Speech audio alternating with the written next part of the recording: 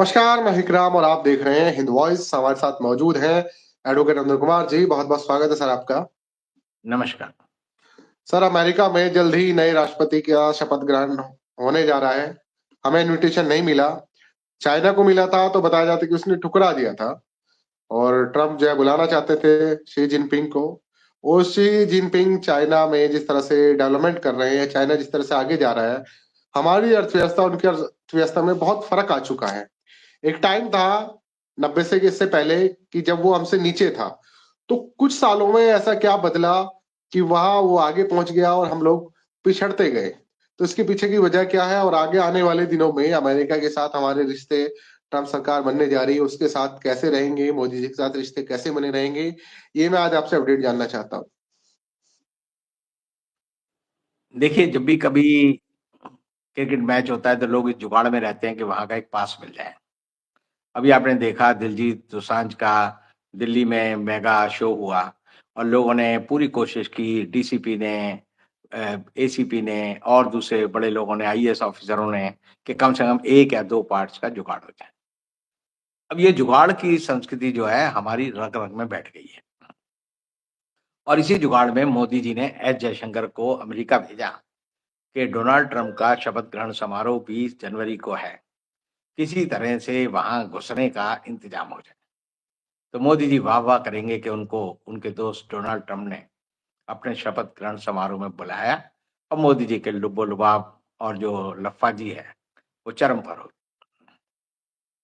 लेकिन देखिए किस्मत की बात, my friend Obama, Obama, Obama और अब की बार ट्रंप सरकार वाले मोदी जी का हाल ये हो गया है कि उनका जो विदेश मंत्री है वो अमेरिका 5 दिन रहा और वो ब्लिंकन जो कि जाता हुआ वहाँ का विदेश मंत्री उससे मिलकर वापस चला है। जुगाड़ नहीं हुआ। अब इसके पीछे अगर आप देखेंगे तो सबसे बड़ी बात है कि आपकी जो राजनीतिक ताकत होती है, उसके लिए आपकी हैसियत सबसे बड़ी चीज़ होती है। राजा की दोस्ती राजा से होती है और आपको याद होगा कि पोरस और सिकंदर का जब युद्ध हुआ था और जब पोरस हार गया था, तो सिकंदर ने उससे पूछा था तुम्हारे साथ कैसा बर्ताव किया जाए? और तब पोरस ने कहा था कि मेरे साथ वही बर्ताव किया जाए जो एक राजा दूसरे राजा के साथ करता है। लेकिन मोदी जी की राजनीति या उनका राजनयिक कौटिल्य या उनका जो भी राजनयिक चातुर्य है, उसको हम देख रहे हैं कि वो धराशायी होता जा रहा है।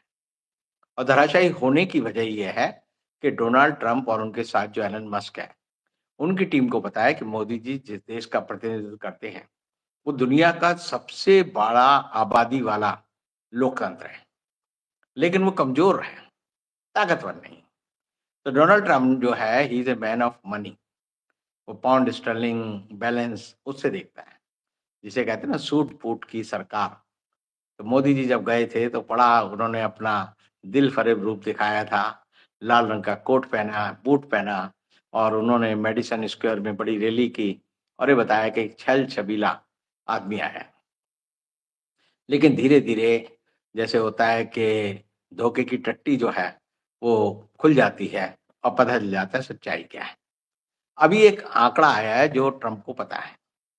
ट्रंप को पता है कि अमेरिका की अर्थव्यवस्था की हैसियत 30 ट्रिलियन की है और चाइना की अर्थव्यवस्था की हैसियत 18 ट्रिलियन की है। और आप देखिए 30 और 18 ये 48 ट्रिलियन की 2 इकोनॉमी अगर मिल जाएँ, तो बाकी पूरी दुनिया की जो अर्थव्यवस्था है कुल, वो है 94 ट्रिलियन। यानी आधे से ज़्यादा इन दोनों का हिस्सा हो जाता है। तो उन्होंने कहा कि अंधे और लंगड़े में दोस्ती हो जाए। चीन और अमेरिका अगर मिल जाएँ, तो पूरी दुनिया को बाँट सकते हैं। और बाँटने के पीछे जो है एक आंकड़ा है जो ट्रंप के जीतने के दिन ही आया और वो आंकड़ा दिया है यूएन इंडस्ट्रियल डेवलपमेंट ऑर्गेनाइजेशन ने। और आप भी सुनेंगे तो बड़े चौंक जाएँगे। वो आंकड़ा ये कहता है कि 2000 में अमेरिका का जो टोटल दुनिया की मैन्युफैक्चरिंग वैल्यू एडेड जो इकोनॉमी थी वो 25% थी। जापान 11% था। चाइना 6% था। उससे आगे जर्मनी था 8%। इटली 4% था, यूके और फ्रांस 3-3% उनकी अर्थव्यवस्था पूरी दुनिया में हिस्सेदारी रखती थी। अब जो 2030 का आंकड़ा है, जिसके बारे में मैंने अभी कहा कि यूएन इंडस्ट्रियल डेवलपमेंट ऑर्गेनाइजेशन का जो आंकड़ा है, वो कहता है 2030 में पूरी दुनिया में मैन्युफैक्चरिंग वैल्यू एड में चीन का हिस्सा होगा 45%। 45% चीन का हिस्सा होगा। और किस चीन का होगा? जिसका हिस्सा 2000 में 6% था, वो 45% होगा। अमेरिका का जो हिस्सा 2000 में 25% था, वो घटकर रह जाएगा 11%। जापान जिसका हिस्सा जो है 11% था, वो घट के रह जाएगा 5%। जर्मनी का 3% रह जाएगा। साउथ कोरिया बढ़कर 3% हो जाएगा, नया प्रतिद्वंदी है। और आप देखिए हिंदुस्तान का हिस्सा 2030 में वर्ल्ड मैन्युफैक्चरिंग वैल्यू एडिशन में 1% होगा। तो चीन की इकोनॉमी हमारे मुकाबले 45 गुना ज्यादा ताकतवर हो जाएगी।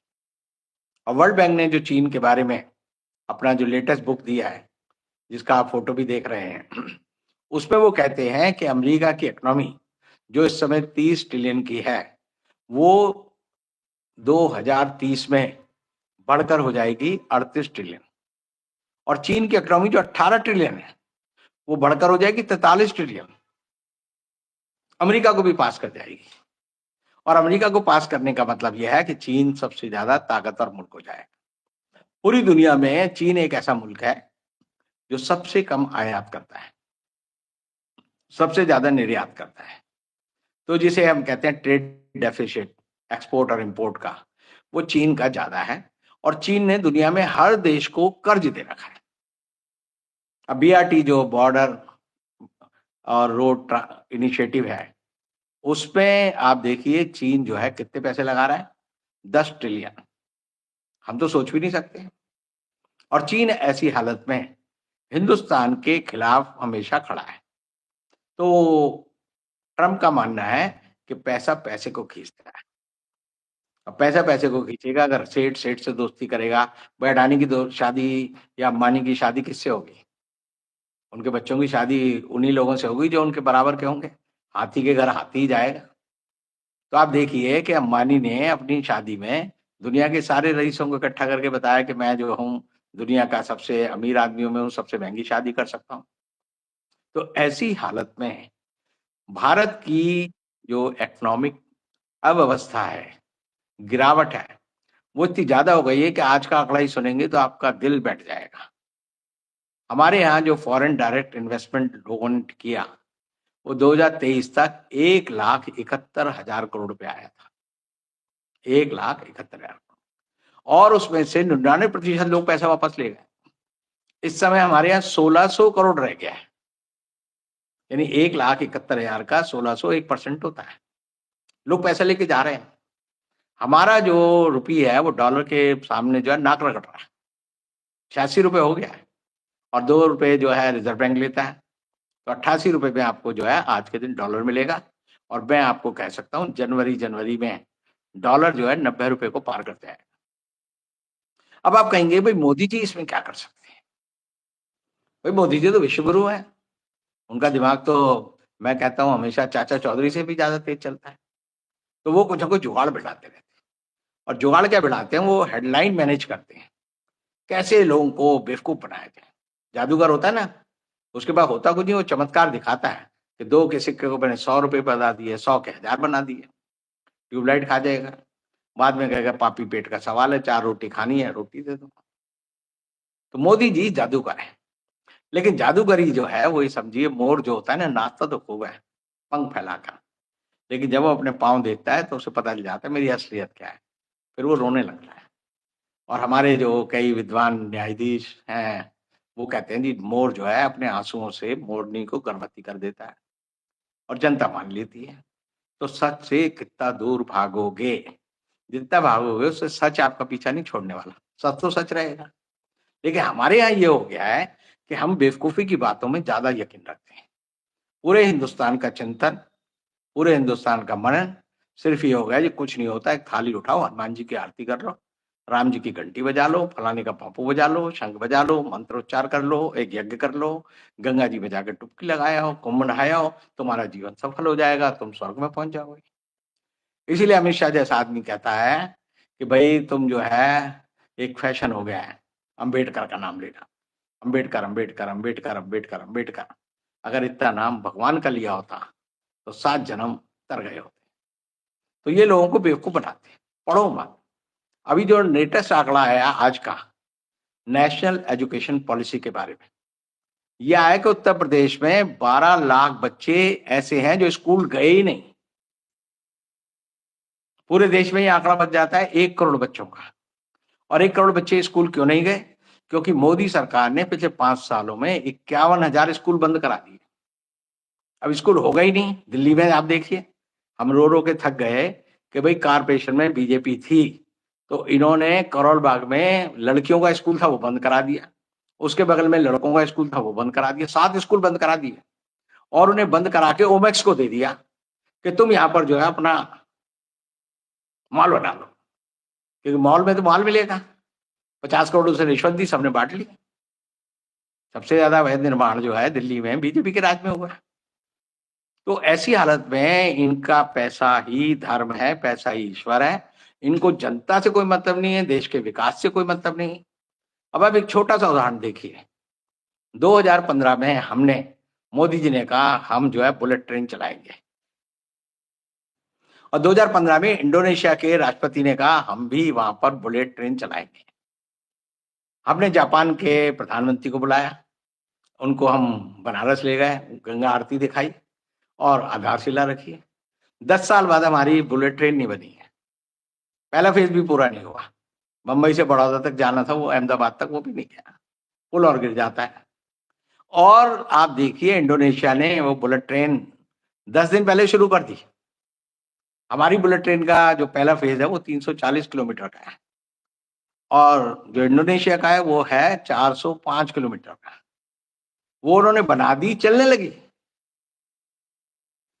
लगी, हमारे यहाँ नहीं बनी, क्योंकि हमारे यहाँ तो भ्रष्टाचार है। मोदी जी सोचते हैं कि भाई फलाने आदमी को फायदा होना चाहिए। मोदी जी के लिए देश पहले नहीं है, मोदी जी के लिए देश का विकास पहले नहीं है, मोदी जी के लिए देश कुछ नहीं है। मोदी जी के लिए एक ही देश है, एक है अडानी और एक अंबानी। उनकी जेब भरते रहो, सब लूट के लाओ और भरते रहो, भर भर के इतना भर दो, लेकिन कुआं भी खाली हो जाता है अगर उस पर आप गलत पैसा भरेंगे। अगर कोई आदमी सोचे कि मैं 1 करोड़ लोगों का खाना मैं ही हजम कर लूं, तो मैं 1 करोड़ लोगों का खाना नहीं खा सकता। मेरे पेट में तो 400 ग्राम ही जाना है, लेकिन बाकी पैसा जो मैंने इकट्ठा कर लिया है, बाकी जो खाना इकट्ठा कर लिया है, वो पेरिशेबल आइटम है। वो क्या होगा? सारा अनाज सड़ जाएगा, फफूंद लग जाएगी, बैक्टीरिया हो जाएगा, गंदगी फैल जाएगी, उससे मतलब नहीं है। एक अंग्रेजी में कहावत है कि जितना आप चबा सकते हैं उससे ज्यादा मुंह में नहीं ठूसना चाहिए, क्योंकि अगर आप बहुत सारा ठूस लेंगे तो आपके दांत भी नहीं चलेंगे, आपकी सांस भी रुक जाएगी, आप पानी भी नहीं पी पाएंगे और आप मर जाएंगे। और कहते हैं ना, इसलिए आदमी ज्यादा खाने से ज्यादा मरते हैं, कम खाने से कम मरते हैं।